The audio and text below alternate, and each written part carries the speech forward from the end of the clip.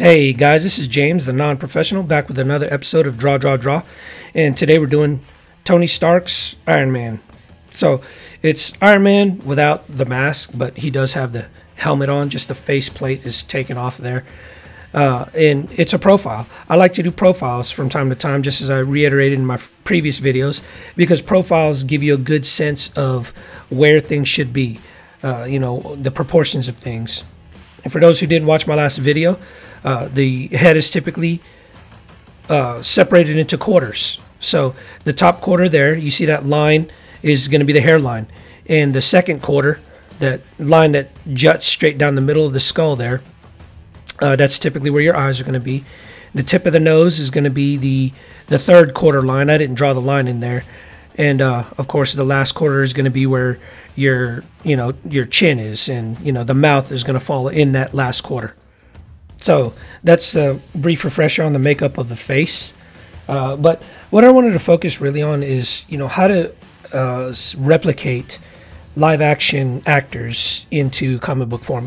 To me it's very difficult, because with live action, like you're looking at an actual picture of Robert Downey Jr., there's a lot of variation in shading, and there's a lot of variation in skin tone, and there's a lot of subtleties in the curves and everything that is portrayed by light and shadow and color. You don't get that with comic books.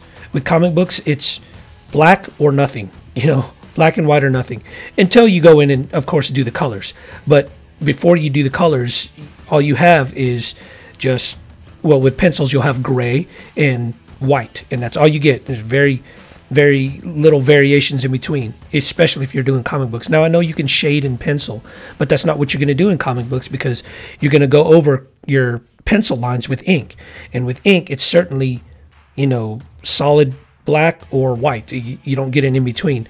Now, you can use hatching, and you can use forms of shading when you're doing inks, but it typically makes the face look too complicated when you do that. And it makes the face look disorganized and rugged, and there's certain things that you can't accomplish using pencils, pens, and inks. At least that I don't know how you can accomplish, or I haven't seen accomplished with pencils and inks. Now, when you're looking at a face and you're trying to replicate a live action actor into comic book form, the first thing I like to do is take the most distinctive features of that and make sure, to the best of my ability, that I get that right. Now, in the case of Robert Downey Jr.'s Tony Stark, of course, it's the goatee. I mean, the face is little recognizable without that goatee. And the second most distinctive feature is, of course, the nose. The nose has, his nose, it comes out a little, and it's not at all upturned.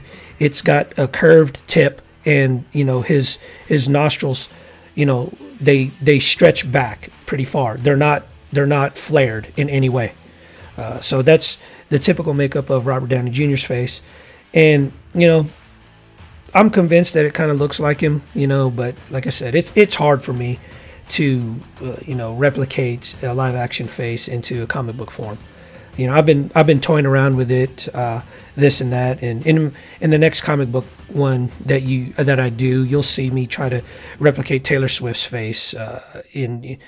We'll see how that comes out. I guess the comments, and you guys will let me know whether or not it actually looks like the actor.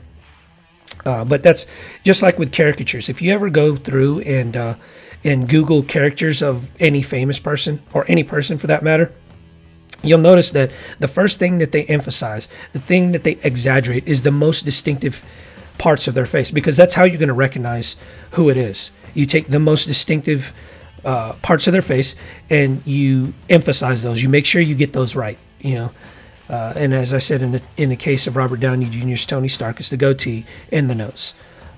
So I did pay particular attention to getting those things at least somewhat correct. And like I said, when I take a step back and I look at it, it looks like Robert Downey Jr. to me. But who knows? I mean, I noticed this with artists, is that you always look at your art through rose-colored lenses. You always think that your art is actually greater than it actually is, which it's kind of sucks. But it's a good thing in that it encourages you to keep moving forward because you think, whoa, I'm progressing. But it's a bad thing in that you never really get a true sense of what your art, or the quality of your art is. And that's why it's important to have your critics, despite what criticism makes you feel like. Because in order for you to progress, you have to look back. You have to look past your own pride and determine, what it is that you actually need to work on. Anyways, hope you guys enjoyed the video. Always remember your 3 P's: persistence, patience, perseverance. That's how you mature in any endeavor. Hey guys, if you like my content, please like or comment below. And if you want regular updates, please subscribe to my channel. Thanks for watching.